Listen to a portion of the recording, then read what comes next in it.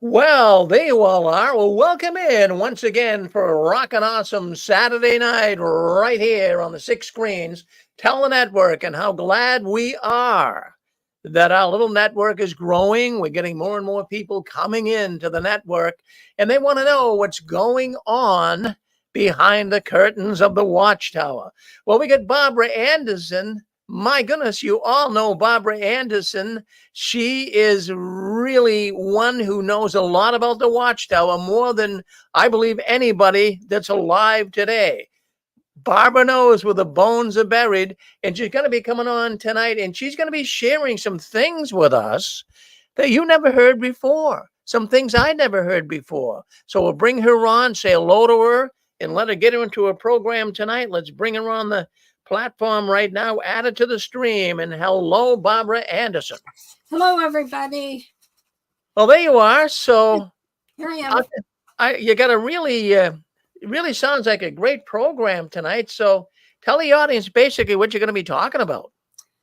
Well, I'm talking about a famous JW who became a famous former JW, Ray V. Franz. We're all familiar with that name. And of course, he had some great books he put out regarding his past and his viewpoint on Jehovah's Witnesses. Ray, there he is. He's quite a bit younger there. I'd say he was, maybe 60, early 60s, don't you think? I would say, yeah, in his early 60s, mid 60s. And of course, Barbara, tell us about that. Oh, Crisis of Conscience bestseller. We were at his house. It's been a long time ago. But anyway, we were at his house, and he had just returned from picking up a truckload of those. That wasn't a huge truckload, but it was a rental truck. I think he said he had 5,000 of those in his truck. And so people were ordering them. It was very, very popular. In fact, I'd say still popular. Wouldn't you, Rick? Well, I would have to say, Barbara, that is the most famous book written by an ex-Jehovah's Witness. There's no ands, ifs, or buts about it. That book has sold, I don't want to say millions of copies, because I know it came out of print, and I know they were trying to get permission to reprint it again. And from what I understand, Ray Fran's niece, I believe it is, she has the rights to it. And right now, I'll tell you, even to get a copy of Crisis of Conscience, have you checked out what that book is going for on eBay, Barbara? No, I haven't, but I know it's very expensive because it's rare. The rarer they get, but people are endeavoring to make personal copies themselves, which is illegal. But also they're downloading them. Right? That book, it starts at $100 and goes up from there. So if you have that Crisis of Conscience book, save it. It's going to get more valuable. And maybe the niece, Ray Fran's niece, will allow. I know a few years ago, I don't want to get into what happened, but I think most know that, well, Lloyd Evans, Cedars, he tried to, he was trying to get it republished, but the niece kind of blocked all of that. But maybe it will be republished again. Well, I believe back then, I had a very, very close friend by the name of Dykstra, last name. And it seems to me that Dan Dykstra, I know he died before Ray did, but I believe his wife was heir to the book, the copyright. And she did change the introduction to the book. And then there was problems getting it through her. And then, as you said, then there was Lloyd who reproduced it without the legal right to do so. So that caused a problem. But if so many people who leave the organization who want to read it, they usually ask around, and there is a PDF of it around. So Yeah, I wanted to say too, Barbara, that doing the program here for 18 years, it'll be 18 years in January 26th, 18 years. And I have to say, we've had just about every person you can think of who is an ex-Jehovah's Witness on the program that has written books or had something to say in the activist world. Ray came so close to coming on Richard Rowie's program back, about 17 years ago, 16 years ago. He came so close. Richard said, I think he's going to come on, Rick. But then he started getting a little nervous. See, he was involved, as you know, and I'm sure you're going to be talking about this tonight, but he was involved in the Aid to Bible Understanding book. And he wrote some stuff in there that it's one of the reasons why it's, they got rid of that book and they came out with the Insight to the Scriptures. But to make a long story short, Ray was a little skeptical about coming on the 6 screens. From what I was told and what I understand is that Ray was also involved in that bedroom fiasco situation with bedroom laws. He was kind of the architect, from what I was told, of that whole thing. And so he was afraid that if he came on the 6 screens, that some irate caller or someone might come in and give him trouble, because that broke up a lot of marriages, Barbara. I know that it did. Yeah, so that was we came so close. And then when Ray Franz died, well, his wife's name was that Cynthia. I believe her name was Cynthia. Yes, Cynthia. Yeah, so we talked to her, but she was also a little skittish. She was also going to come on because we had a tribute to Ray Franz on the 6 screens when he died. But she was going to come on, but she got a little bit, I'm feeling funny about it too. So those 2 would have been great, but that's okay. We've got enough information on it, and you're going to share some tonight. We're looking forward to it. Well, they had such a rich history, and it was fascinating reading in his Crisis of Conscience. Now, what I have is Richard Rye's library.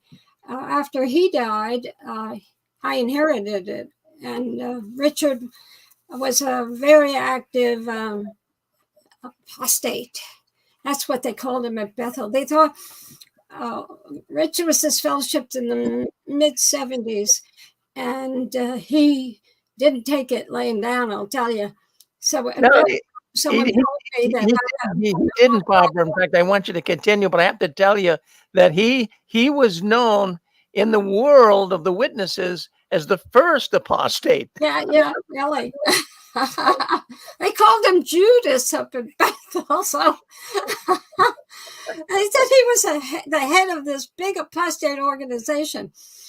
That was one of the major artists in at Bethel, and she and her husband knew them well, knew of them well, and but knew the Franzes very, very well.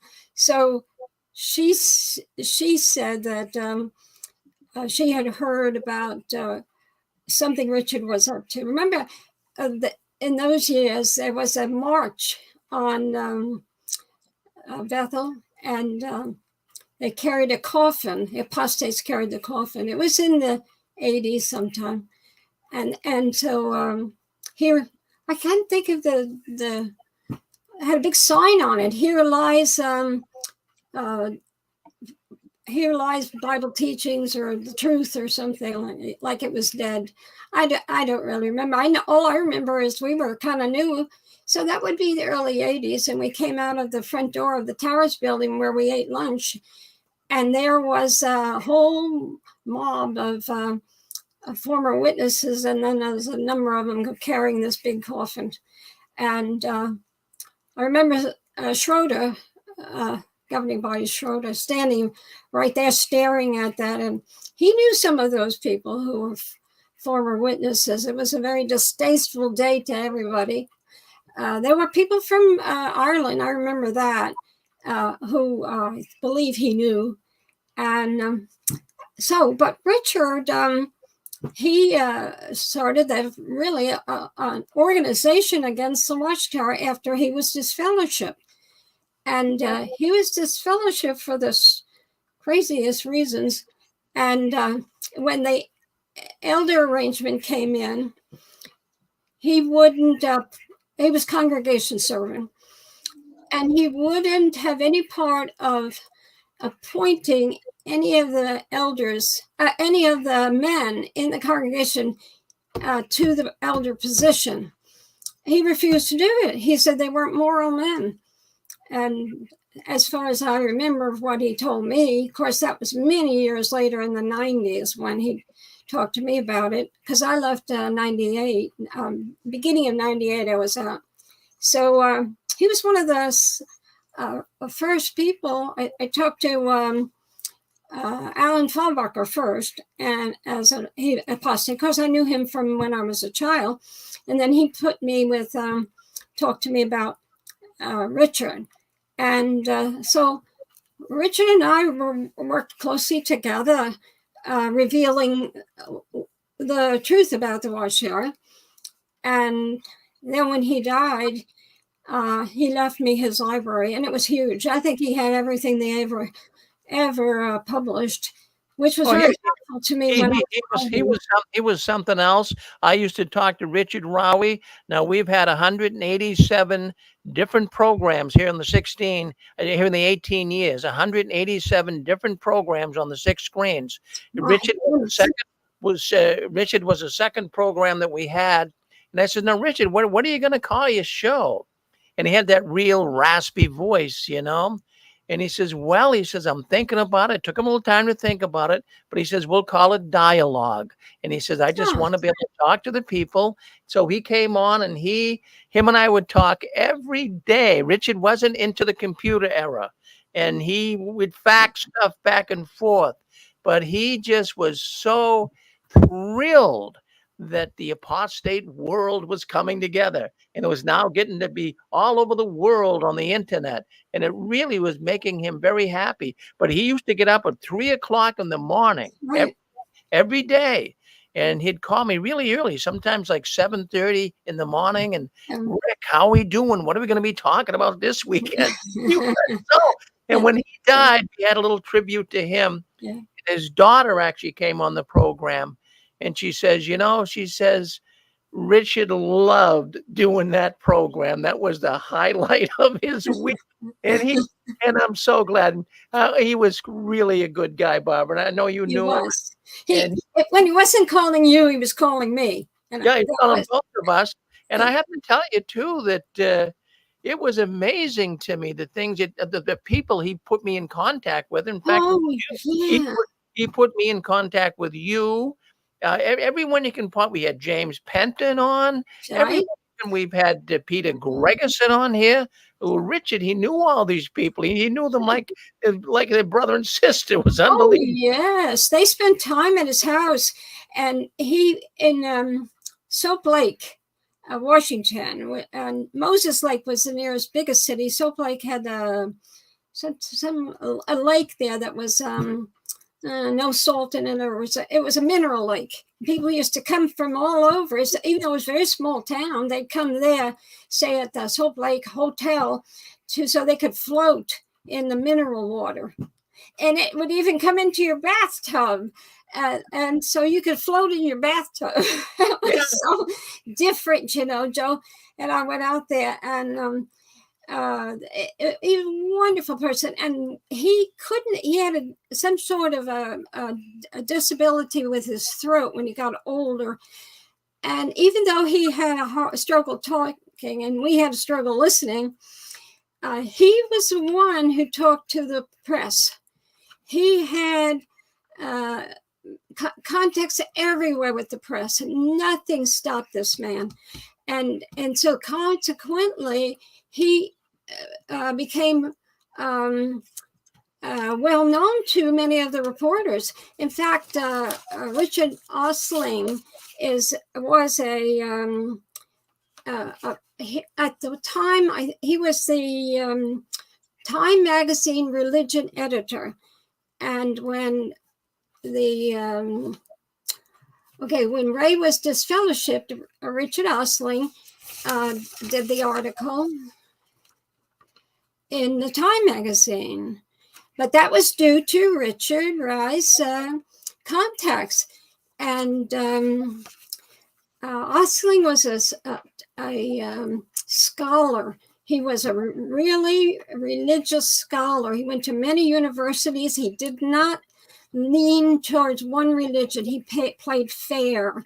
I thought he was a very nice man. I met him at a conference, and he's the one that told me about Franz. He said he's the only one that ever interviewed Franz. Freddie never gave an interview except when he became president of the Watchtower. And so Richard interviewed him, and then he told me, oh, it was a number of years later, and he said that is the only person I ever interviewed. He said that I spent an hour with that I believe was certifiably insane. So he just couldn't believe that man was made president of the Watchtower, because he thought he was ridiculous. And but all that was due to Richard Rye. He got us in the when I left.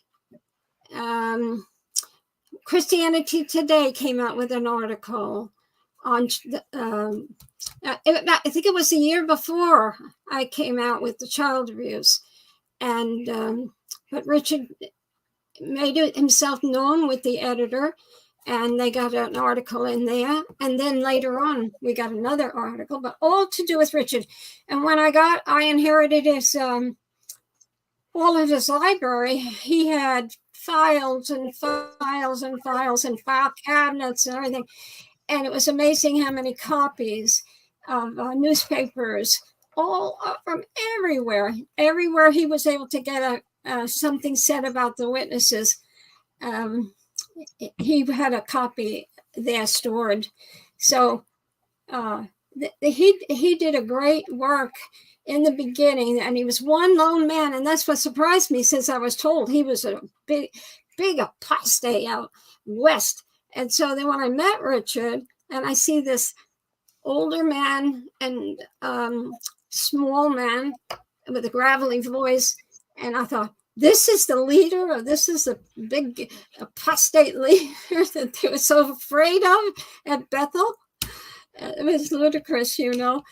They were just so afraid, just like they are today. They're so afraid of us, you know, for a nation of people who God has chosen and who emanate love. They sure hate us, don't they? No, very little love in the Watchtower even for their enemies, which they consider we are. You know, we aren't. We love them. That's why we spend so much time to try to get them to look at this thing objectively and get a life instead of this, which is just absolutely ludicrous. So that's my opinion, everybody. My opinion. Well, it's a good opinion. I'll go with that opinion. Now let's see. Now I know you got a lot of information from Richard Rowie on Raymond Franz. So well, I got a surprise for you, and that is, I was telling you in the file. You know, I had so much stuff. I didn't really look closely at this file. It's been in my file cabinets, which was I still have Richard Rowie's. I had 8 file cabinets just loaded with stuff. But I got rid of 4, I think. And then I had some of my own. So I just had so much material. And I didn't really look close into the file of Ray Franz. So when I did, I saw all these copies. Here is a whole bunch of copies. And I was really impressed. And this is all every letter that went back and forth through the Ray's judicial hearing, about his judicial hearing and then his appeal. And I said, "Oh, wow, that's never been out there. This is interesting to read this." And then I realized after I'm reading, I said, And it's so familiar.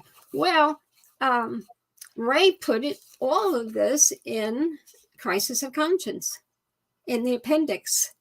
So, but there's so much information here when I was rereading after all these years, because I read Crisis of Conscience a long time ago. And so, but there's other things that lend itself to talking about Ray. And, we're not making him our hero. We were all wrong. We were sincere, but we were wrong about putting our faith and our belief system, wrapped it around what the Watchtower told us. Well, Ray was wrong too. And so we can sure claim imperfection, can't we? It would be nice to say some good things, because we can. Basically, a lot of good people are Jehovah's Witnesses or were Jehovah's Witnesses, and my life was good as a witness. I really thought I had the truth, and I say that every time I'm on here. So I sound like a parrot. But there's some things in here, though, that I thought were so revealed Ray. And his letters to the Judicial Committee were very hard-hitting. And he was very proud of his past life. And he says so in here. I don't know how boring it'll get for me to read all this. It is in the Crisis of Conscience, and I really don't I don't mind reading it, but it's actually very stupendous in his writing ability. And he was a kindly man. By the way, everybody, Franz lived an hour and a half from us. He lived in Alabama, outside of Atlanta, and we are about an hour and a half from Atlanta. So we've been to his house, and I'll tell you, his wife was a hoot. She was something else.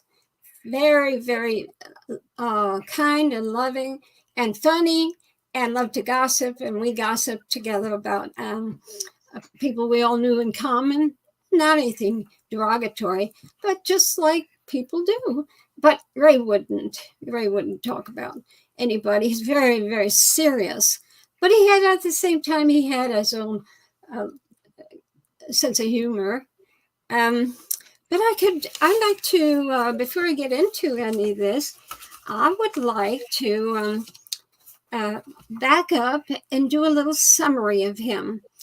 And he and I had something in common. I have something in common with everybody that I talk about, because they're Jehovah's Witnesses. That's the biggest thing. But in Ray, I was surprised when I saw this, because I didn't realize, and I'm going to give away my age here, but I don't care. Everybody's got to get old, and it's my time to get old. But Ray was born into a 1922 Bible student family, and he was baptized in 1939.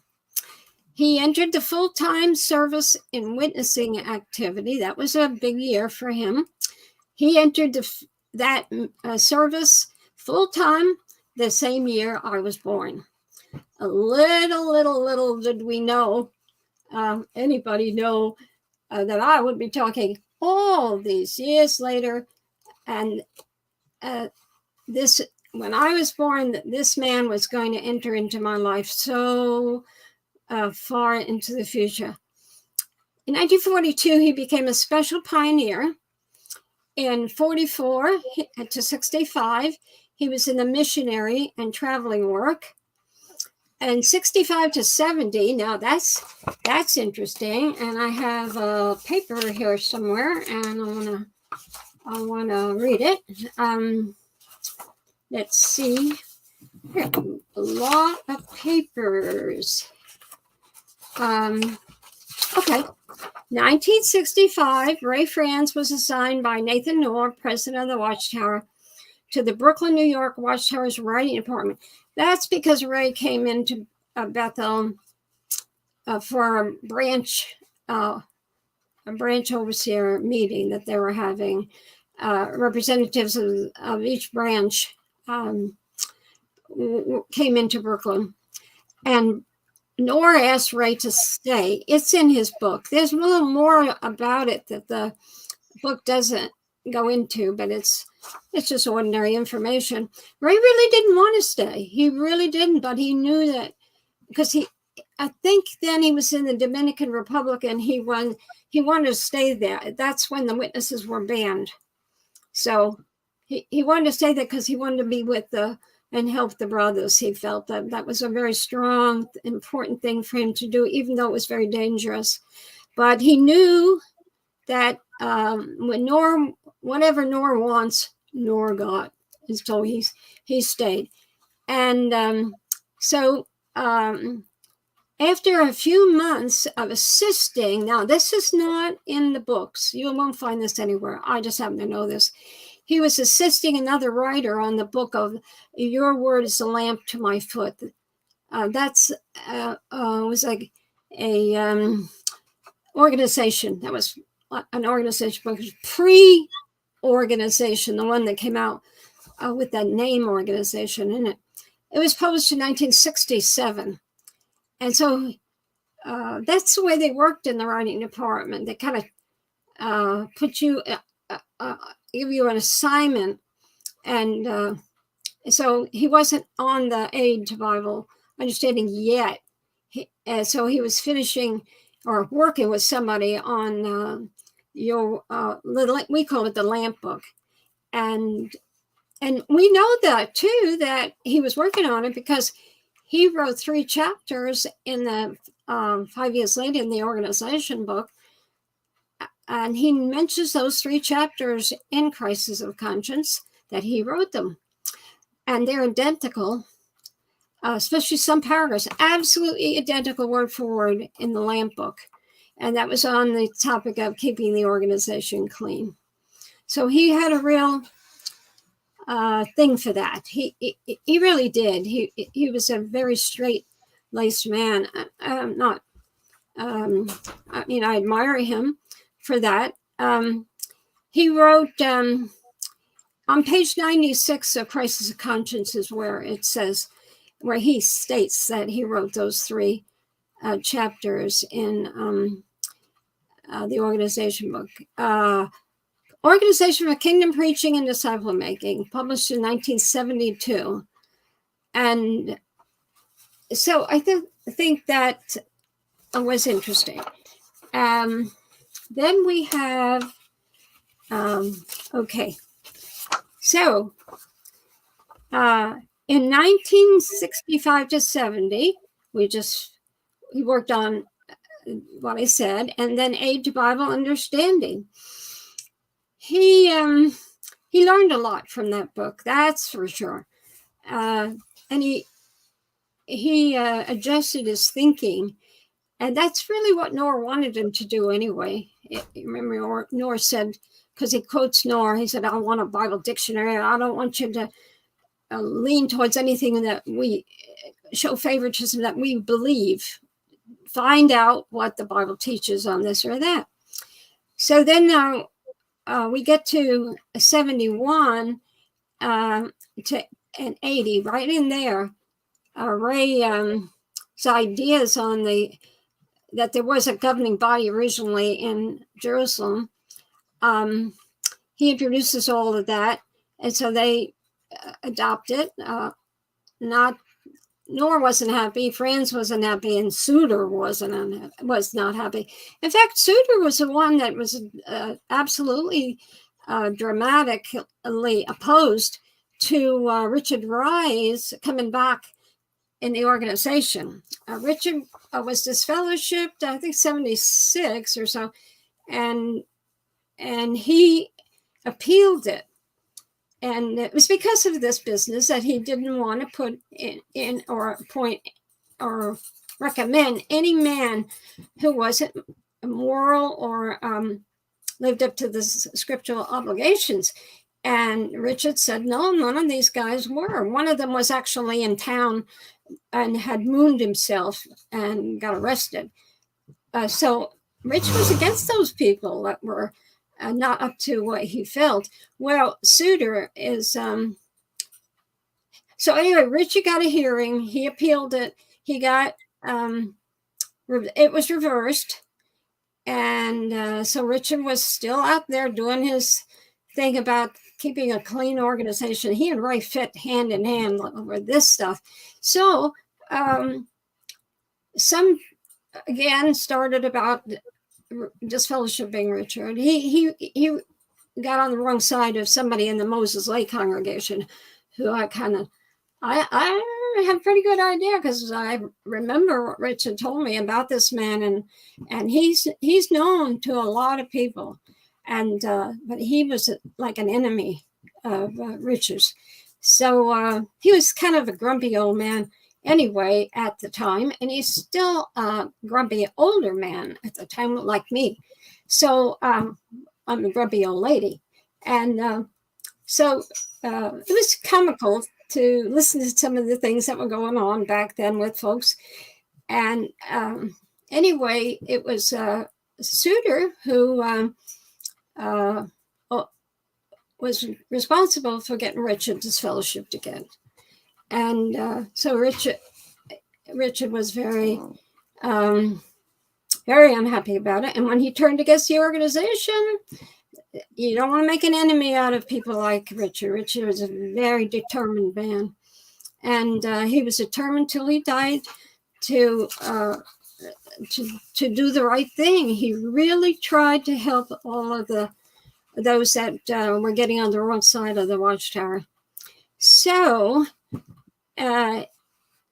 Ray and Richard hit it off, and Ray spent time, because Richard had little conferences, and maybe 30 people or so. Some would come in from Ireland, Sweden, Canada, and what was it? They were nice. I attended too.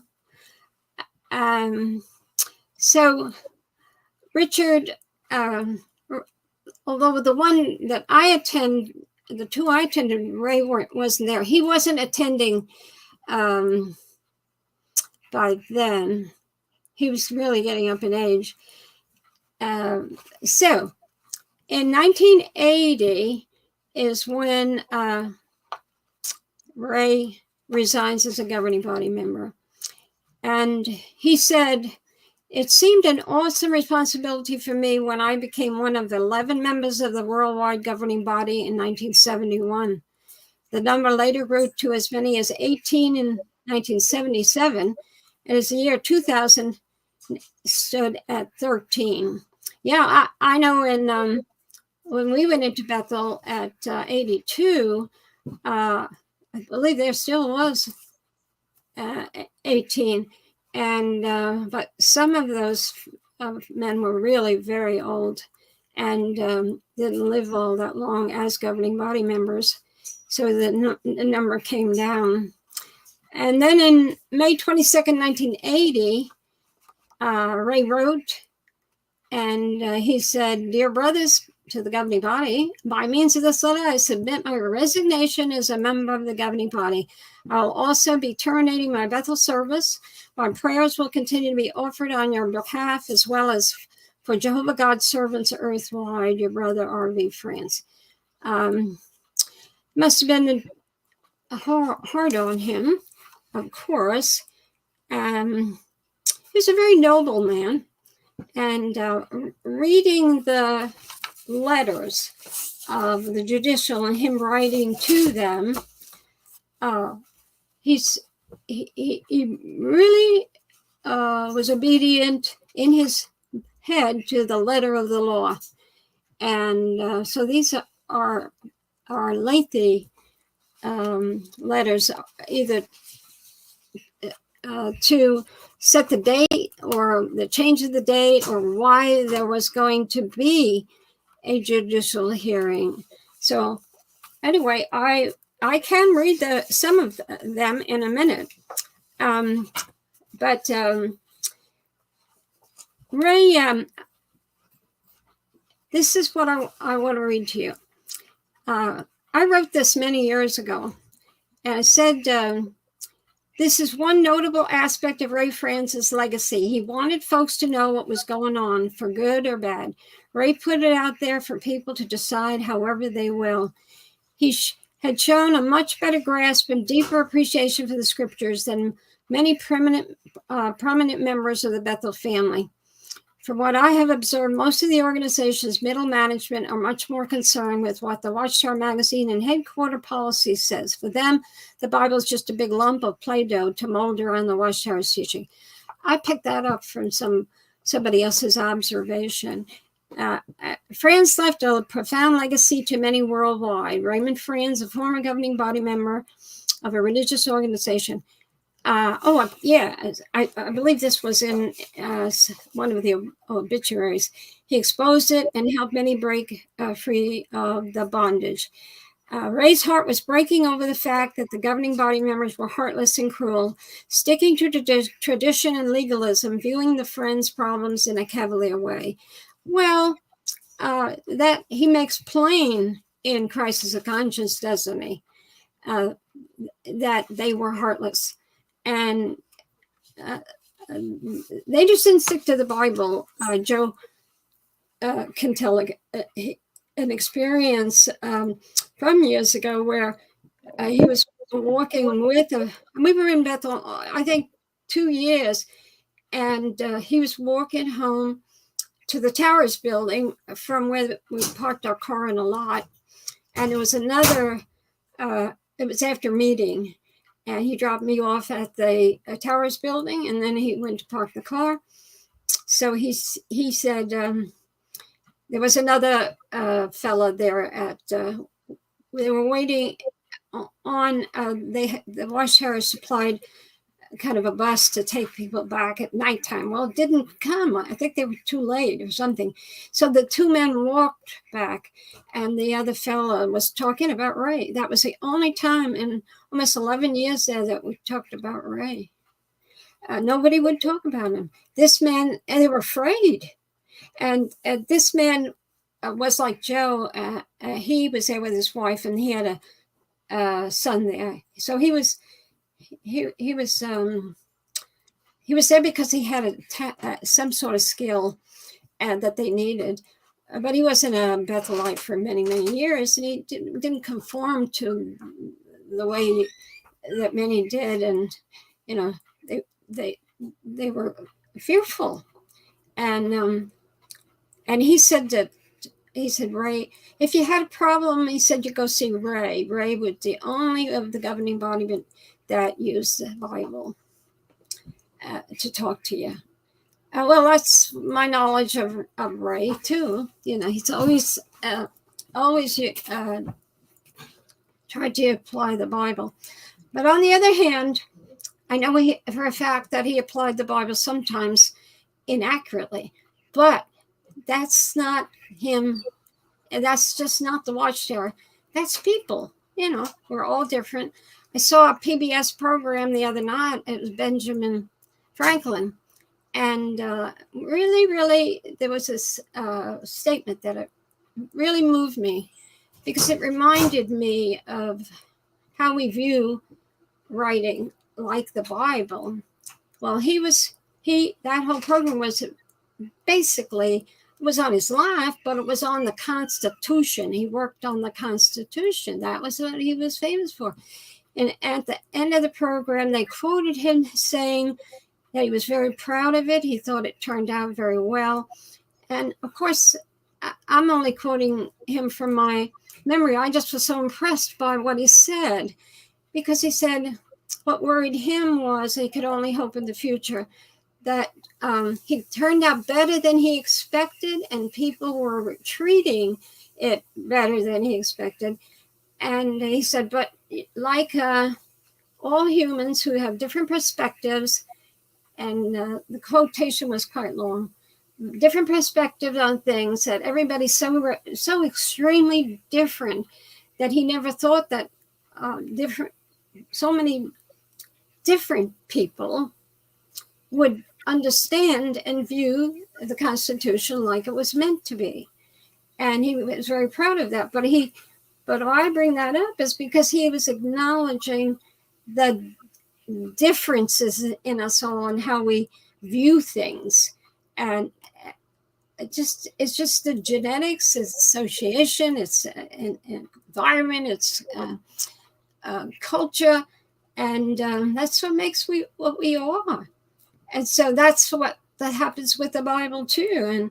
And Ray pulled a boner boy, and we find out long after his death. But he didn't. He meant well. He thought he understood the scripture that he was using to back up why you shouldn't go to the police over crime in the organization. He really thought he understood what the scripture he was using, and but it didn't have the meaning that that he thought. And I have an article on that on my website on this thing, but it's past. It's a past tense. He was long dead when I realized that, when I was doing the research, and he had a good heart, but he definitely wanted to interpret scriptures, and certainly did that with when he interpreted the governing body at Jerusalem, and basically the entire organization switched over to the way he interpreted that there was a governing body. And there were some that hated him for it, which was Noor and Franz, Freddie Franz. So those who ran the organization were the governing body. Those three men were the governing body, and they were replaced by 18. So they weren't happy about it, that's for sure. And but that's part of the history of this organization. And but I find that Ray and me, we were friendly, but he didn't, because I was a woman. He wouldn't talk to me about policies. It didn't matter what I did at Bethel. I mean, I was in the legal department for 6 months working on the law and Jehovah's Witnesses. Ray wouldn't talk to me about it. He only talked to men about things like that. And I knew it. And I respected him. I didn't mind. I never had, because it was part of our religion, and I belonged to it, and I thought it was a patriarchal religion, and that's the way God wanted it. So so I respected him for that. And I when I remember Ray, I think of his kindness and his compassion and his concern for others. He wanted justice, not only for himself, but for the entire brotherhood. The more closed a social system becomes, the greater the potential for abuse of power. And Ray saw this firsthand in the policies enacted by the GB. That's why through his books, he tried to unveil the workings of a hermetically sealed leadership. In our experience, Ray was not interested in gossiping about Watchtower leaders. His wife was, but, Ray would get up from the table when we'd mention a name, and we'd say, oh, he's no longer at Bethel. And he didn't want to talk about people. Because it wasn't anything bad that we were saying. It was just people junk. And so that's why the readers you can have confidence in what he says in his books, because he's not a gossip. For myself, I can attest to the truthfulness of what he says about certain events, because I knew the characters and the makeup of the men Ray spoke about, and in his first-hand accounts, they were verified to me by certain things I'd heard while I was in the writing department, because Ray was over the writing department at one point. And so his overseer was, let me think, Swingle, yeah, governing body, over Ray. So he went in as a writer, and then he was the manager, they called him, of the department, not the overseer, the manager. And then he lost his position, of course. And so Ray had no dubious purpose in writing his books. He really, really cared for others, and he was upset by the heartless policies enacted and continued by the GB. Although it was a long time ago that he committed to the beliefs of Jehovah's Witnesses, he did not commit to his commitment with no matter what attitude. He struggled with the irrational demands and way of thinking of his fellow governing body members. Maybe that was a handicap too, because he was so extremely intelligent, and the majority of the governing body members of that old group, I'm not talking about this group, that group when I was there, they weren't remarkable and intellectually at all. Some had good senses of humor, others didn't. Some were grumpy, just humans.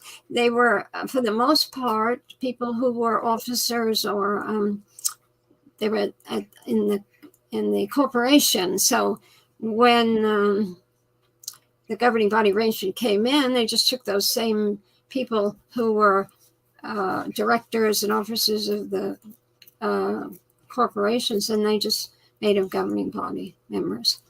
And many of them were never, ever consulted for anything. They'd tell you that when they were for the corporation, they just filled a legal void there in corporate law. So, and but then when they're governing body members, they just Ray explained it really good in his book, I think, how it all worked. He definitely had an elite position, but he never looked down on lesser ones because it just wasn't his way. And he never achieved a state of total submission to the callous view of some prominent and powerful members of the GB, especially like Ted Jarris. He never stopped questioning why, and it led him to a crisis of conscience. It caused him great pain and loss. During the 11 years we were in Bethel, there were only 2 times other Bethelites spoke of him to us. And that all I remember before I wrote this a few years ago. And one Bethel elder said, in confidence, in one of the inquisitional meetings held with Ray before his dismissal, Ray constantly used his Bible to defend himself. And as far as he was concerned, Ray was the only one of the GB who was so adept at using the scriptures. Another person said Ray was the kindest of all the GB members. He tried to remember names and warmly greeted people he passed in the halls or tunnels. Another person said, I'm trying to think who that other person was, but it's not coming in to my mind. Anyway, Ray's final words to us in an email we received a few weeks before Ray died expressed so well what he was all about. He said, hope you are both well and able to find joy in each day of life.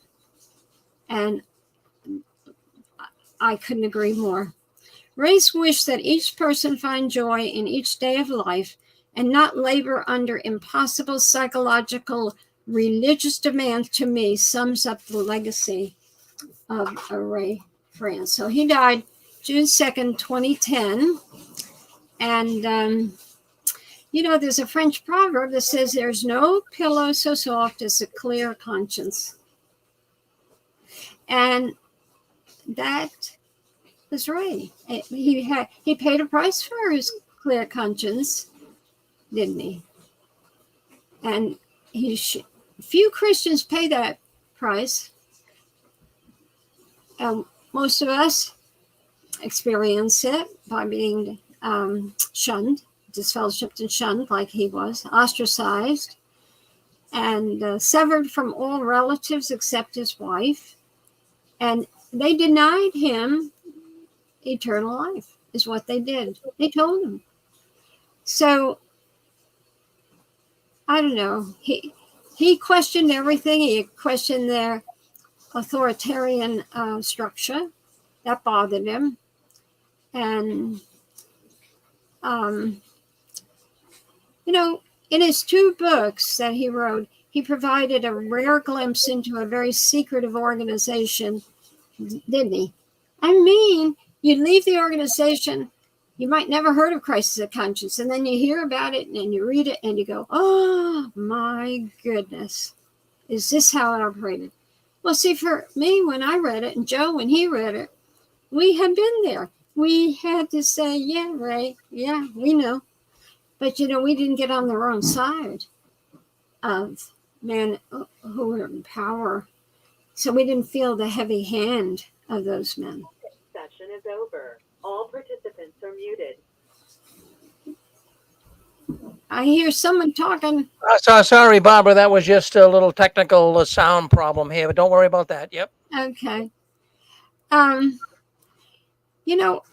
There are more and more excommunications in this organization because people don't, our culture doesn't conform easily.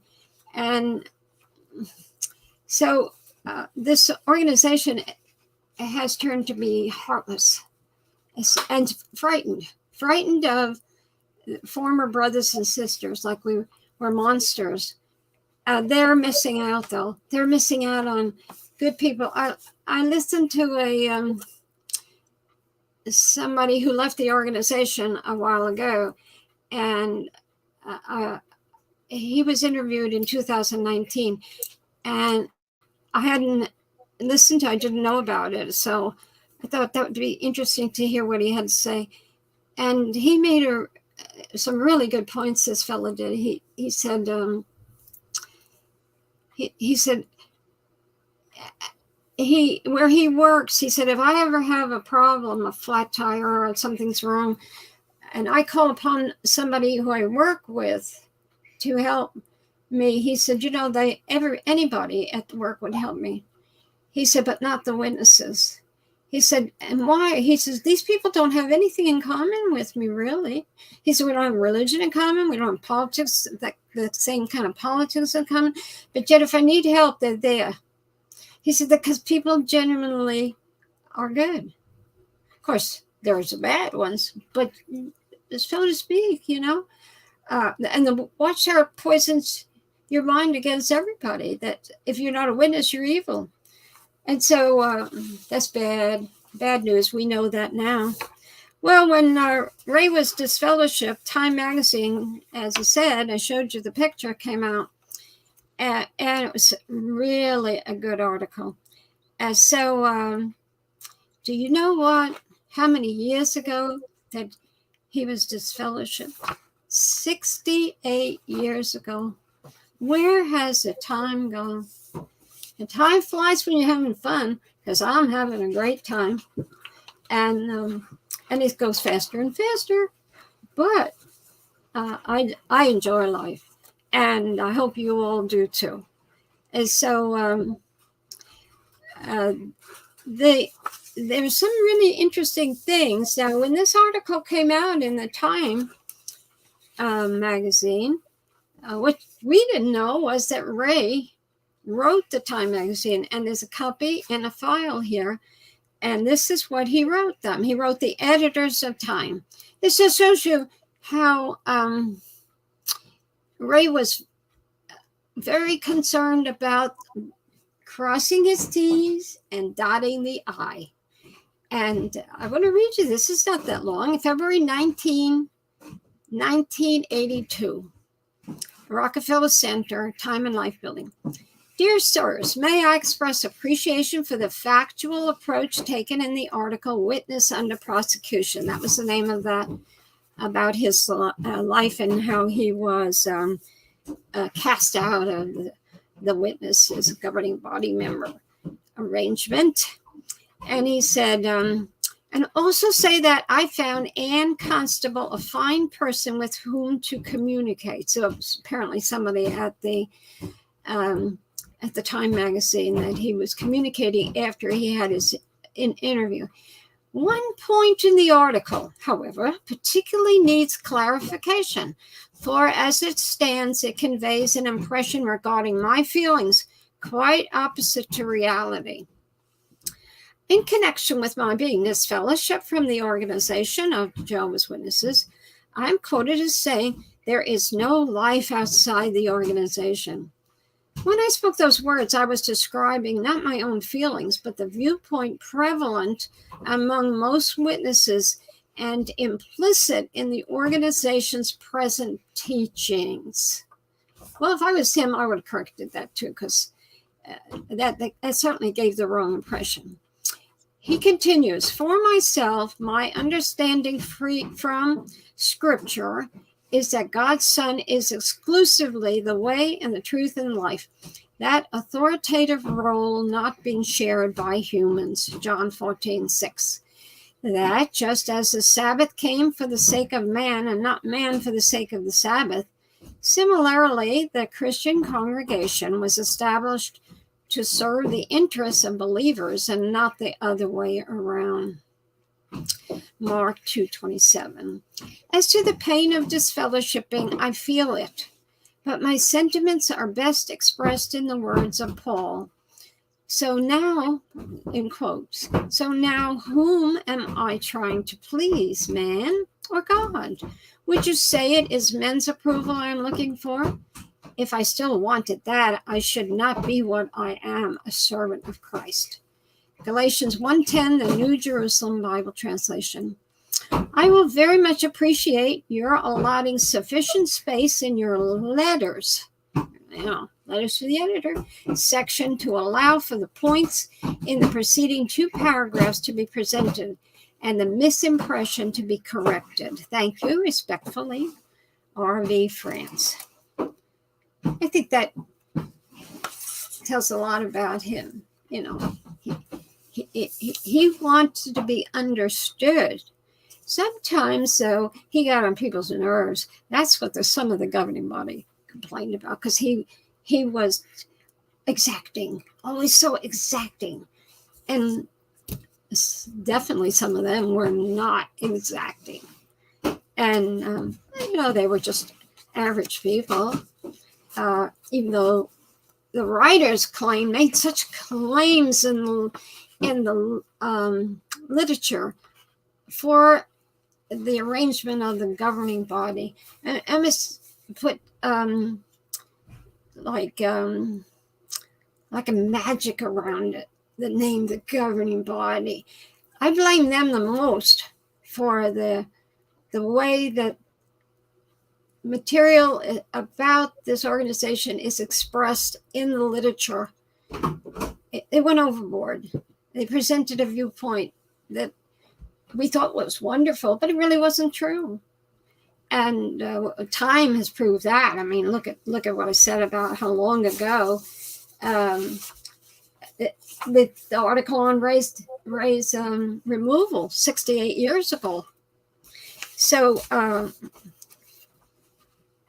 this man had like us all, we all have our idiosyncrasies and our personalities. And there's 2 things here that I was really taken with in that this one Ray wrote to someone, and but it shows you the way he thought. So since he said some of the governing body members, and even when we were at Bethel, they were very exacting too. So they didn't particularly, some of them didn't particularly like at all the way that the apostates demonstrated against them. I'm not saying bad or good. I'm just saying. And so many of the former witnesses were trying everything to get people to understand the ramifications of disfellowshipping. And so they were marching and still do to a certain extent. Well, how did Ray feel about this? Well, this is actually a letter he wrote, and I was so taken with it when I read it, because he had very strong feelings about things. But he doesn't mean that it's written in concrete. Doesn't mean that you're bad if you do what Ray Franz says don't do. It's just insight into a personality. And he says this: in the United States, quite a few ex-witnesses have resorted to walking about with signs in front of kingdom halls or at assemblies. Some have even put paper bags over their heads. Well, that's what they did at that one march on Bethel. I participated in one after we were out, but nobody put bags over their head. But this was the one, this absolutely was the one where they had the coffin, carrying the coffin. That type of activity appeals to worldly news sources and also gets publicity. Many dissident groups resort to it. I personally feel that those who do this, and ex-witnesses have been doing it from the time I was a child 50 years ago, are committing a serious error. I think they fail to distinguish between publishing and publicity. They are not the same, at least not in actual practice. I bet you there's some folk listening here that agree with them, and then others who don't agree with them, but that's okay. But it's interesting to see his take on this. It is always good to publish truth, but to seek publicity for publicity's sake often does little or nothing as far as publishing truth is concerned. It often only publicizes the unusual antics or the dissidents existing, and the worth of the message that comes through is sometimes infinitesimal. So you don't get enough across. Now, of course, you get one of the chief people who runs this marvelous 6 Screens, who is a person who enjoys getting out there and saying how he feels about things. I bet he and Ray would have an interesting conversation about this. Like I said, yeah, I'll take either side, whatever floats your boat, except if you commit harm. So, different strokes for different folks. So that goes on. So I have fairly strong feelings about protest marches, he says. It seems like a throwback to Judge Rutherford's time and a copying of the strident approach he advocated. Stick things right in front of people's faces, force them to take notice, say and do things that are not according to the normal way of people, and thereby attract attention. Be aggressive. I shared in doing just that and saw no benefit whatsoever. That's exactly what Rutherford was doing. There's a great assemblage of material on Rutherford and his life at the site, Watchtower History. Everybody ought to watch that. It is a labor of love done by a fellow who wasn't even a JW, by history and the Bible students, but wherever. He did a fantastic job. And this is part of Ray's heritage, is Rutherford's strident ways and lying manipulation. Oh, you look into that man and you just shudder. He said, I sincerely believe that the people who are impressed by such an approach are not very likely to be the right kind of people. Now, that's a harsh statement, isn't it? But it's his opinion. It is, I feel, an ignoring of the spirit and tenor of the scriptures, particularly of the Christian scriptures. Some may call on the example of the Hebrew prophets as an example. What authorization do we have to turn the clock back beyond the start of Christianity and resort to those methods? Although I do not believe the methods used by the prophets in actuality are parallel to the methods recommended today, there is certainly some basis for believing that some of the acts described with regard to the prophets were done in vision, not literally, even as Jeremiah did not literally tear down kingdoms, and Ezekiel did not literally go to Jerusalem from his captivity to witness the things being done there.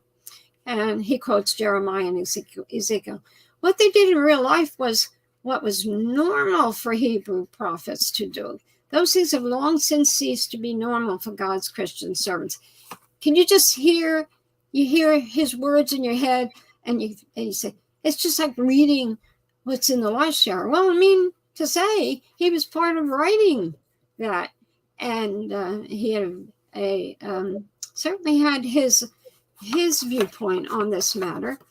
And I'm reading this because I really enjoy seeing this side to his personality, for the sake of he was a character, and so many outstanding people, you got to call them characters, because they make an impression, leave an impression on others. And Ray did that when he went to Poland. I talked to I'm by the way, I'm a pedigree Polak. Is that a credit? I don't know. But what I am is holy Polak. So I was very happy to have a fellow from Poland contact me this year. And he speaks marvelous English, and he's a good writer. And he hosted Ray when Ray went to Poland. And so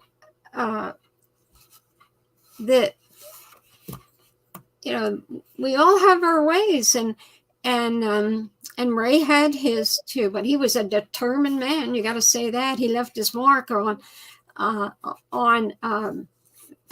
many people.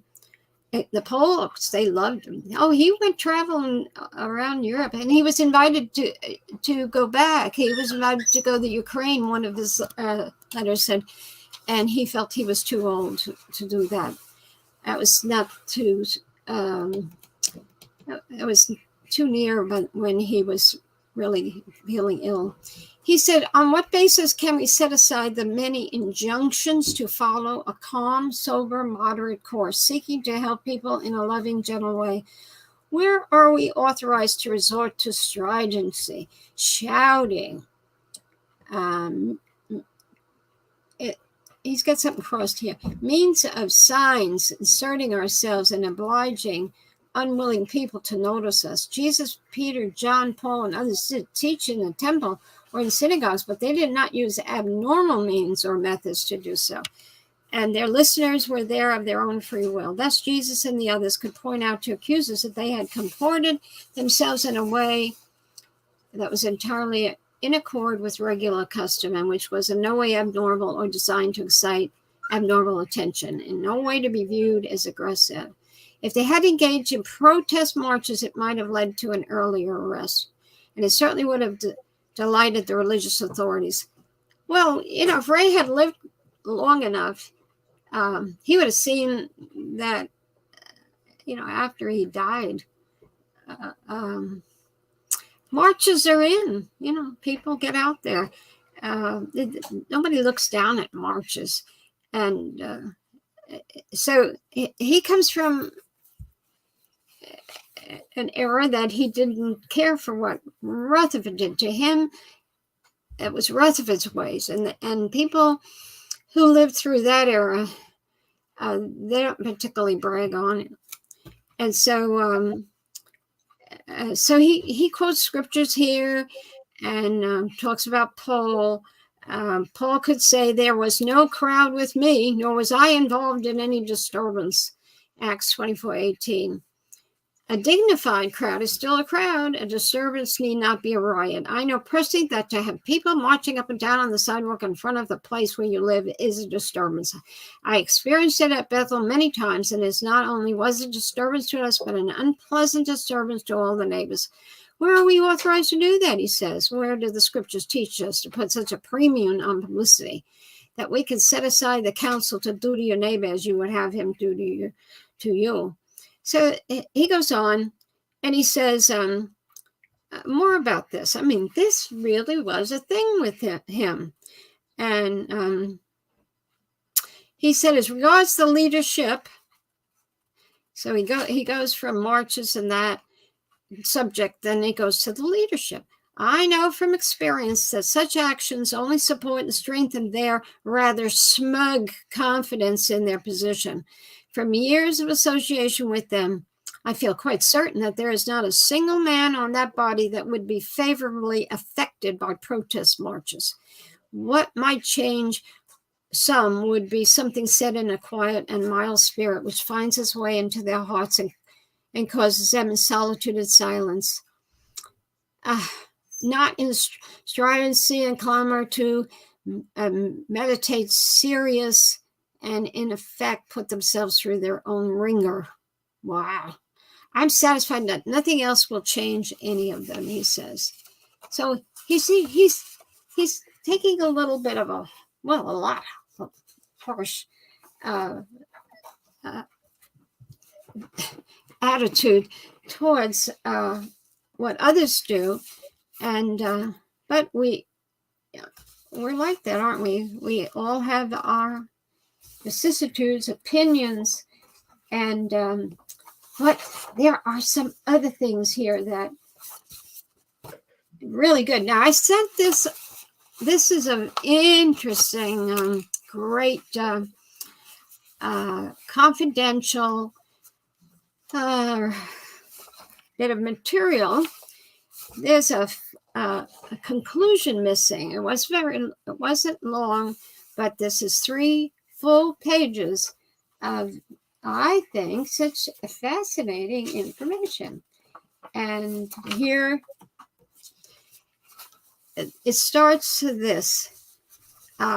Rick, you have a copy of this one? Yes, I do. Yeah. What do you think? Yeah, well, I was going through that. Something that really caught my attention was when Ray was talking about his Uncle Freddie and how, Ray respected him. They didn't really get along as good as he would like to have got along with him.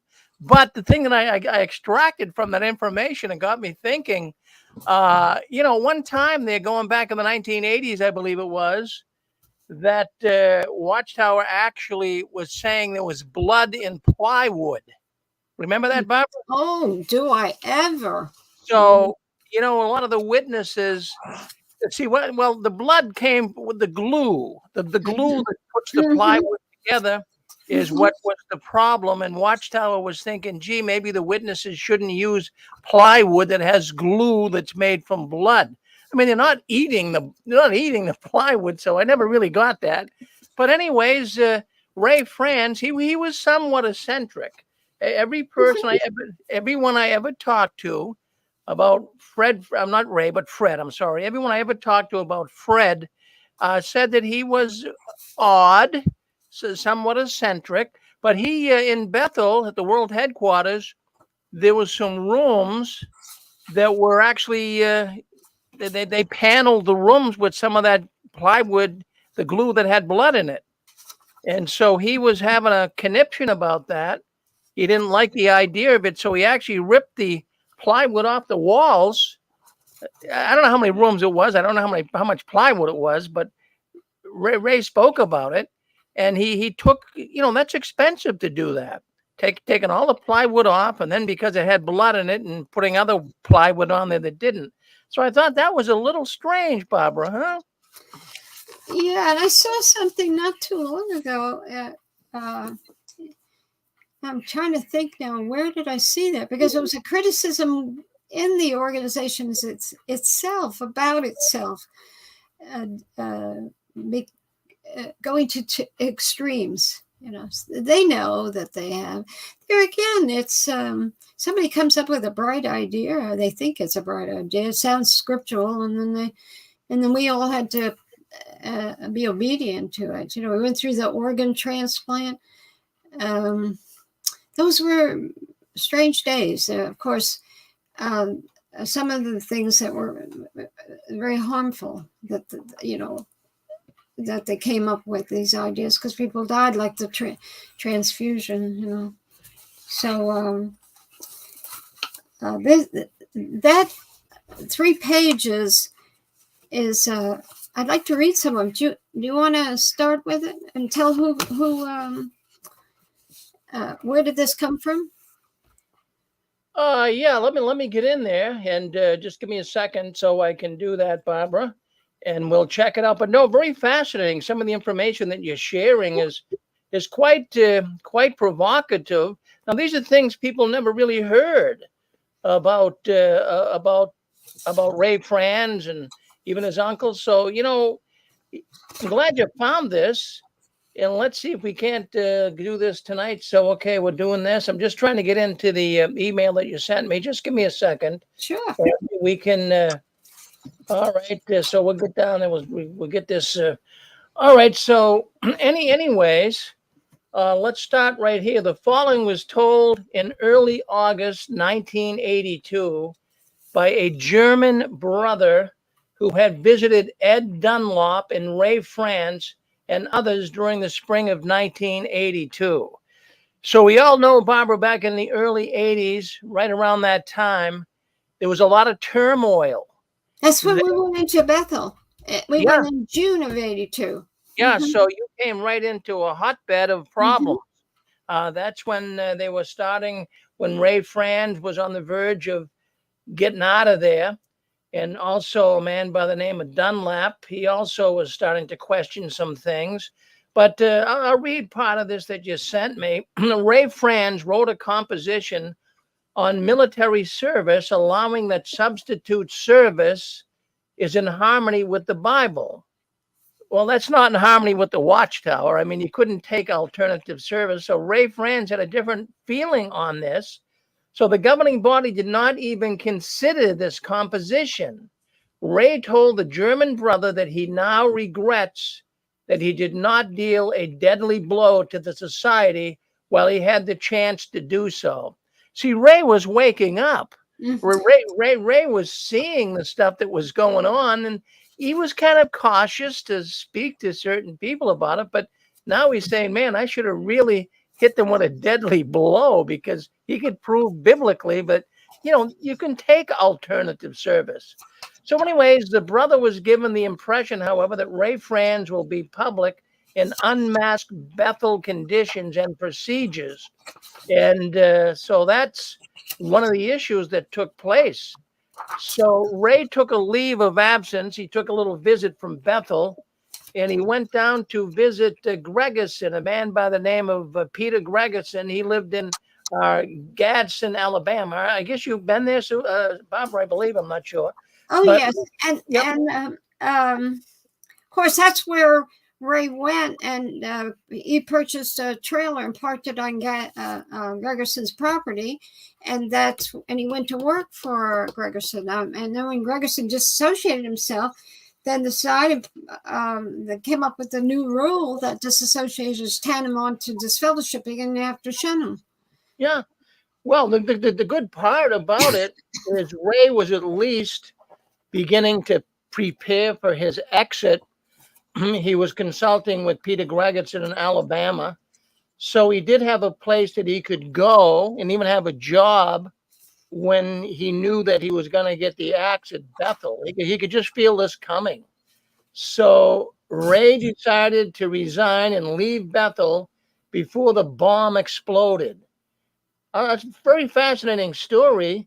So Ray realized, and he was a biblical-minded man. Yeah. And he was realizing that the organization was really perverted when it came to their reasoning from the Bible. Mm-hmm. So he knew that he couldn't reform Watchtower. I mean, that would be a tough job, reforming them. So he just said, well, that's going to have to be it. And he could see the handwriting on the wall. So he resigned in 80. Remember that. That date. He resigned in May 22nd, 1980. Right. So let's put this up here, Barbara. That is actually an article from Time magazine. Yeah. Now That's I'll fine. tell you what, as you mentioned earlier, Richard Rowie was one of the ones that knew the writer at Time religious department and put this up. But what I found, and I do have that article, I do have the magazine that the Time magazine that was in, and what's interesting here, if there's anything, I can't remember the whole thing, kind of skimmed through it. But what's interesting, it really is exposing the Watchtower. It's showing that someone here did not agree with their way of doing business. But what I extracted from that is it did mention in that article, Time Magazine article, that Ray Franz was given $10,000. That's So, right. so that was confirmed. Now, $10,000 back in the early '80s, it certainly would go a lot further than it would today. So, but yet it wasn't enough money to, start a new life. And here's Ray in his 60s and his wife too. And so they're no longer going to be in Bethel and being taken care of. So that was going to be somewhat of a hardship. But thank God that Ray had things all lined up with Peter Gregerson. And so he went down to Alabama. And as the story goes, the Peter Gregerson, he wanted Ray to write a book. But, Ray didn't have the time. He didn't have really the money to do it. But Peter kept, because we had Peter on the 6 screens, he told this story. And Peter told us, from what I can remember, that he wanted Ray really to write the book, but Ray was kind of, dragging his feet a little bit. He says, well, he doesn't have the time, the money to do it. So Peter Gregerson said, well, I'll support the project. I'll pay you to write the book and we can get it published. Yeah, so he did. So that's why the book, you see it right there on the screen right now, if you're watching on YouTube or Facebook, that's The Crisis of Conscience. That book, I have to tell you, brought so many people out of the organization. Plenty of people I know brought them out of the organization. So that was a fantastic book. And I'm so glad that Ray and Peter, I'm going to give Peter the credit really for getting that book. Absolutely. Oh, yes. Peter sat in this office with and his wife and Joe and I, and explained that circumstance. That he said there has a lake on his property, and he said in the evenings in the nice weather, Ray and he would go for walks around the lake, and Ray would tell him stories from Bethel, and he said he was so interested. He said it was so fascinating listening to the firsthand accounts of all kinds of things that are affecting people's lives, including Peter's life and his children, his family, whatever. And so that's why he told that to Ray. Said, "I want you to. I'll pay you a salary, and I want you to read to write everything." And Ray kept saying, "No, I don't want to do it. I don't want to do it." But Peter said he insisted. He said, "I was not taking no for an answer." And you mentioned about Ray. As I said in the beginning of this, in Crisis of Conscience, there are all the disfellowshipping, the letters that went back and forth between Ray and the judicial committee, and making arrangements. And Ray says this in December 8th of 1981, in one letter to. He wrote to the East Gadsden congregation, a body of elders, and he says, by means of this letter, I'd like to appeal the decision to disfellowship me that was made by the judicial committee you appointed. Speaking of judicial matters, one of the society's publications says that elders serving as a judicial committee must weigh matters carefully, knowing that certain factors may distinguish one situation from another. Instead of looking for rigid rules for guidance, you will need to think in terms of principles and judge each case on its own merits. As to giving counsel, the same publication says, be sure the counsel is based solidly on God's word. Take sufficient time and endeavor to reach the heart of the person. Take time to listen. Be sure you have all the facts. Discuss the application of the scriptures that apply. See, he's counseling the body of elders, and they did not like it. They didn't appreciate it at all. He's telling them to take time for research. And this is this is where I'm getting at. He says, I don't feel that these things have thus far been done in my case. I find it saddening that an attitude of unusual haste has been shown, an apparent reluctance or inability to discuss the application of the scriptures that apply for full understanding. I feel that a brotherly approach would call for a patience rather than haste, compassion and understanding rather than a rigid application of rules. My circumstances should not be unknown to you. After 40 years of full-time service in which I endured privation, poverty, hunger, thirst, cold, heat, fever, dysentery, jailings, dangers of mob violence, gunshots, and war, the risk of life and liberty in dictatorial lands, along with constant toil, I found myself at the age of 58 facing the problem of finding a home and employment to provide for myself and my wife. Since I began pioneering upon graduation from high school in 1940, I was born, he graduates from high school. I had no experience in secular employment and no financial resources to sustain me.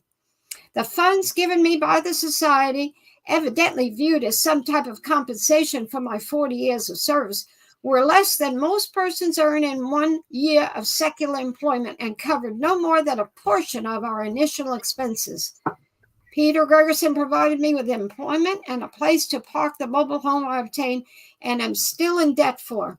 He thus became my landlord and employer.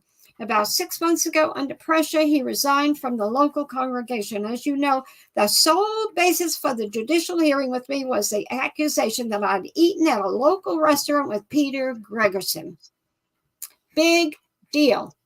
And it was only months before that they came up with this disassociation thingy and said, because Gregerson, he kind of resigned from the organization. And so they come up with this new deal that's comparable to disfellowshipping. And he didn't even have a forewarning that don't eat. And other people were eating with Gregerson because he was an employer. He owned a grocery store chain. And so there were witnesses from the Gaston congregation that were working for Gregerson. Yet they could associate and they could eat with him even after he was disassociated himself. Well, Bob, they were looking for a way to disfellowship him, very much like what happened to you. They had to find a way to disfellowship you so that people would say, oh, well, she's an apostate, don't listen to her. So the same thing. There's the same games played, yep. But he didn't realize how intensely they hated him. That's the point they got to. They absolutely did not have any love for Ray Franz at that point. Well, you got it. He was a character, He said it in his own book. He said how that he stopped even talking at the meetings of the governing body when they met every Wednesday. He said because they were so annoyed by him always quoting scriptures. It was too much for them to handle. But I'll tell you, Bob, in that letter that you sent me, I'll tell you some very fascinating information. And Ray, of course, was let me read this portion here. According to Raymond, that's Raymond Franz, none of the members of the governing body, apart from Fred Franz. Now, Fred Franz, as we know, is Raymond Franz's uncle. So Ray, the nephew here, governing body member as well, is saying that apart from Ray Franz, no one has a scholarly way about them. But Fred Franz, he said, is scholarly bent and is a good researcher. He does at least give him credit for that. And Ray thinks that Freddie, although a very viable person, is overestimated by the Friends. Fred is a very emotional person, especially in his talks. And this reflects the fact that Fred sees enemies everywhere. Well, that's pretty much like the Watchtower today. They are seeing enemies everywhere. And they often start with some scholarly remark. So these enemies, according to Ray, they'll start with a scholarly remark about Freddie and him being a scholar, and then it deteriorates. And of course, people in the world of Christianity, true Christianity, will attack Fred. He really doesn't have the credentials that are needed to run a Christian organization. So I found that kind of fascinating. Barb, we got about 10 minutes left, so go ahead. I'll leave it to you. Well, you're reading that from this confidential thing, and it was so good. We've got to get this information out there. He says Ray said, while staying in Alabama, the society stroked at him. He said when he returned, he noticed that the people who used to come to his office to study the Bible no longer showed up. He also saw one acquaintance of his after another saw the writing on the wall. Seeing what was to come, he started to copy valuable material as fast as he could. Well, we know that's in the Crisis Conscious book. John Mitchell was Ray's secretary, and he left Bethel too, and he was Ray's secretary outside of Bethel. He said Franz had no regard for anyone else's view and being viewed as an oracle. He is almost always capable of winning over the majority of the body to his views. In fact, they don't say it here, but I read it somewhere else, and it's amazing how many things that Freddie Franz was the reason for changing the society. Everything used to be the society said this, society that, society said this. It was Freddie who changed it, and no more use of the word society, and says governing body says this, governing body says that, governing body says that. Isn't that so? We've watched that change. We who have been in this organization for a long time. I remember the Kingdom Ministry, they said don't use the word society anymore.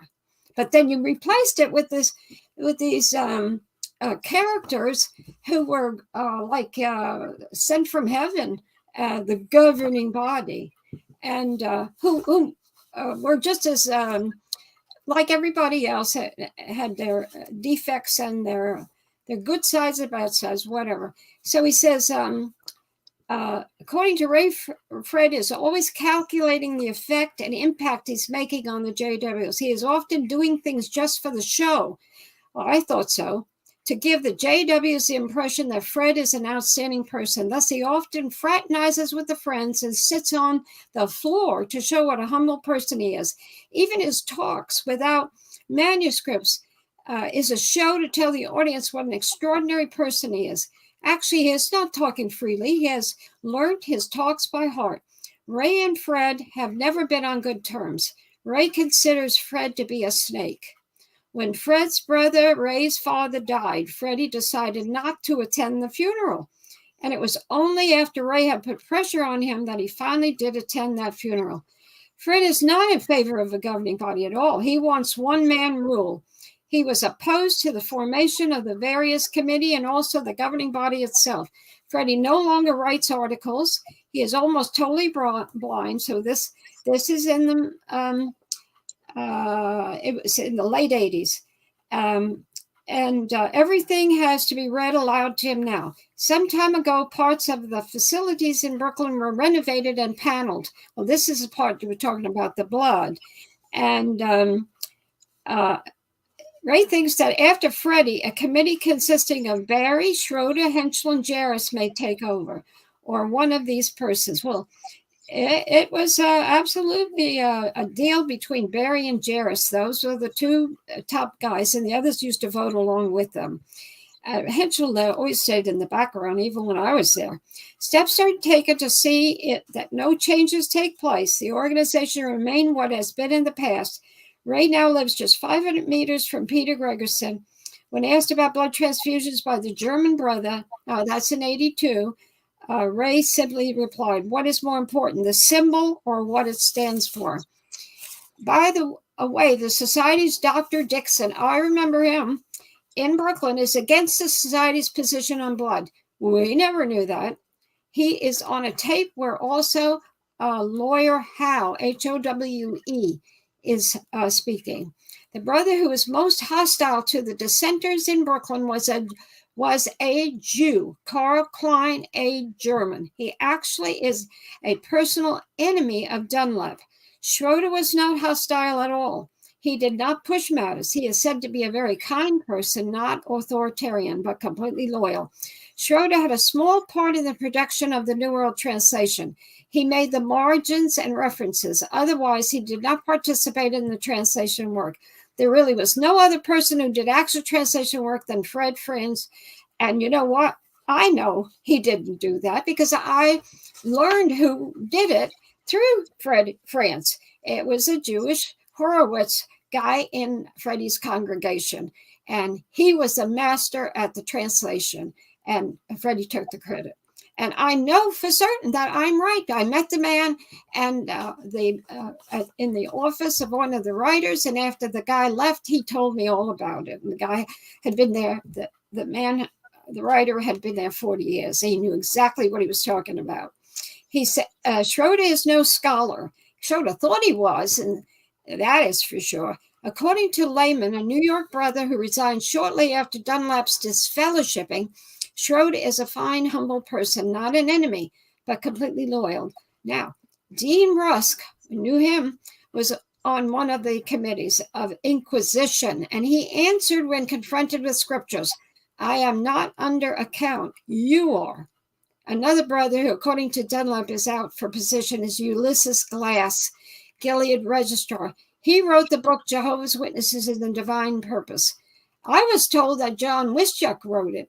And so I never have been able to figure that one out, where the Ulysses Glass wrote it, but it could possibly, I'm not saying one way or another. The German brother reports that he was repelled instantly by Glass, feeling he was a mean person. The German brother attended Gilead in 1971. Karl Klein, during the upheaval, called study of Bible commentaries second at the tits of Babylon the Great. Although Fred earlier had pointed to the commentaries to Ed et al., Gene Smalley not only writes the answers to questions in the Watchtower, he often invents the questions himself. Absolutely. Ed's wife and Audrey Norr's wife were intimate friends.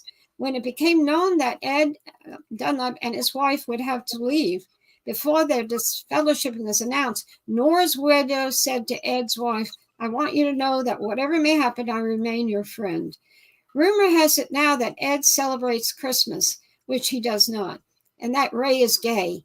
Ed and Ray were and are on very good terms. In fact, they were to meet this summer. So remember, this is 82. Ed Dunlap was very popular with Norr, who favored him. Audrey, Norr's wife, and Ed's wife were intimate friends. Audrey used to tell Ed's wife, why doesn't Ed, the spiritual man he is, partake of the emblems? If he would do that, he would immediately be made a member of the governing body. Dunlap could always approach Norr, however busy the latter was. Norr was friendly with his favorites, but once he got really angry with someone, this one would be out definitely. Oh, yes, I remember. Hey, Barbara, hey, I hate to say it, but we've got to kind of wrap it up. Sad to say, we got a number of other programs coming up tonight. I don't want to be cutting into too much time here. So to take another minute or so. Now, I'm just wondering how you feel about it. I won't do it unless you think so. You think we could put these letters up on the YouTube comment box? Yes, absolutely. Right. I wanted to ask you first, but I just didn't want to do it. But yeah, these are confidential letters that Barbara had. One long letter with a lot of information from in 1982 from that, and this was right after the whole mess with Ray, and so it gives a lot of private information on Dunlap and some of the others at Bethel at that time. Showed you how unhappy this was at the society. Well, you mentioned something in the letter. I'll put the letters up. Friends, it won't be up until probably tomorrow morning, but I'll put all the stuff I have from Barbara and those letters up so you can read it in the description box here at YouTube. But I also wanted to say that in that letter, another thing that I extracted, I found interesting. You knew Dr. Dixon. Of Yeah, course, oh, he was yeah. he was the Watchtower doctor. But you mentioned briefly there that he didn't go along with the blood policy of the Watchtower. Now here he is a doctor. This is all valuable information. You know, if you're a witness listening into this program tonight, and you never heard some of this before, well, you can take this to the bank and cash it, because what this woman is saying is correct. And you know, you probably think that the Watchtower, well, they were always in agreement with one another, and all the governing body members and all the officials, all, oh, we're worshiping Jehovah, he's helping us to be in unison. No, no, no, they're not in unison. So very good program, Bob. I wish we had more time, but maybe we can take it up in 2 weeks. But we have some I should guests have coming on. talked faster, shouldn't I? Well, no, you're talking fast enough. You do it. I don't know how you do it, Bob. You're like a machine gun at times, but Hey, you're doing it. I take lessons from you now. Come Well, on. there you go. Well, thank you very much, Barbara. Now we'll be back in 2 weeks. We've got some good things coming up. I'll share with you. Well, we're trying to put together a Spanish program here on our network. So we're trying to do that with one of Barbara's friends. So you'll be hearing more about that, but we'll talk about that in the next week or so. Bob, thank you very much for coming on here today with your story. We really appreciate it. You're very welcome. It's with Ray's story. He's long gone. We appreciate what he did, but we also keep it in proper balance, don't we? Yeah. Yes. Now, the thing is, too, you know, witnesses, and in fact, ex-witnesses as well, they're hearing this for the first time. This is all information Barbara Anderson wants to get out and put the footprints I out got there. more on other stuff. Oh, wait till I start telling everybody. Barbara will be going on for a long time here on the sixth screen. She's got plenty of things she can talk about. Thank you, Barbara. We'll see you in 2 weeks. Hey, listen, before you go, tell everybody the main thing that they better look at tonight. Go over to JW Land and look at the witness that was arrested. He was just arrested in Massachusetts. He was an elder, and he was sentenced to 10 years, served 10 years for rape in the late 80s. Yeah. Becomes a witness, and then he is they must have known. And then just recently in 20 and 21, he was raping a 13-year-old, and he was just arrested. It is a biggie. And, well, we're gonna be talking about that on my news coming up next. So yeah, that's good. You know, that's right here in Massachusetts where I live, and I'm gonna share with you folks some things from the flock book. Even the elders in that congregation were not reading the flock book because he should have never been appointed. But that's another story. We'll get to that next.